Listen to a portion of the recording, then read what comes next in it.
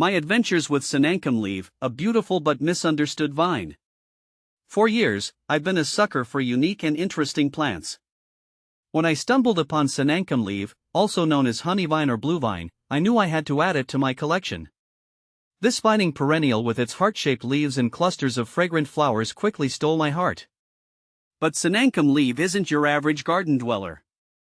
It comes with its own set of quirks and challenges, which I've come to appreciate through trial and error. What is Cynanchum Laeve? Cynanchum Laeve is a vining perennial native to the eastern and central United States, stretching up to Ontario in Canada. Often mistaken for a bindweed due to its climbing nature, this beauty is actually a member of the milkweed family.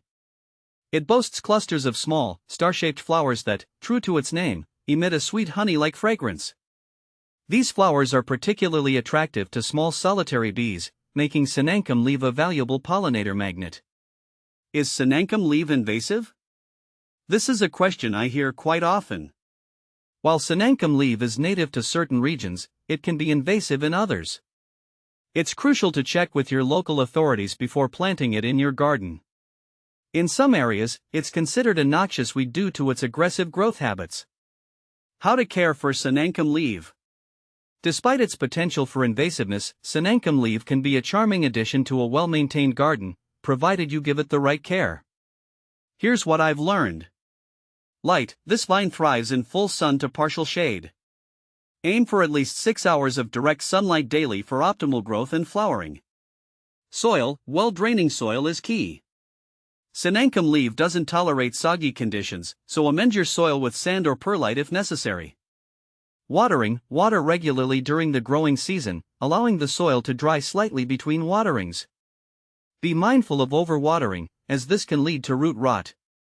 As the weather cools down in fall, reduce watering frequency. Fertilizer: Cynanchum Laeve isn't a heavy feeder. A light application of balanced fertilizer once a month during the growing season is sufficient. Pruning: this vine can get quite vigorous. Regular pruning helps maintain its size and shape. Prune throughout the growing season to encourage bushier growth and flowering. How to grow Cynanchum Laeve? There are two main ways to propagate Cynanchum Laeve: seeds and stem cuttings.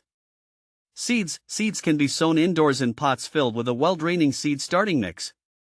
Germination can take several weeks. Once the seedlings establish a few sets of true leaves, harden them off before transplanting them outdoors in late spring or early summer. Stem cuttings: this is the most common method of propagation. Take stem cuttings in late spring or early summer before the plant flowers. Choose healthy, non-flowering stems with a few nodes. Cut them just below a node and remove the lower leaves. Dip the cut end in rooting hormone, optional, and plant it in a pot filled with a well-draining potting mix. Keep the soil moist but not soggy and place the pot in a warm, brightly lit location, in direct sunlight. Rooting can take several weeks. Once established, harden off the cuttings before transplanting them outdoors. What to plant with Cynanchum Laeve? Cynanchum Laeve pairs well with other plants that enjoy similar growing conditions. Here are some ideas. Companion flowers: coneflowers, black-eyed Susans, daylilies, and butterfly weed are all excellent choices. Companion plants: consider ornamental grasses like feather reed grass or switchgrass for added texture. The final bloom. Cynanchum Laeve may not be for everyone, but for those seeking a unique and fragrant addition to their garden, it's a rewarding challenge. With proper care and awareness of its potential invasiveness, this charming vine can add a touch of whimsy and ecological value to your garden space. So, if you're looking for a conversation starter in your backyard, Cynanchum Laeve might just be the perfect plant for you.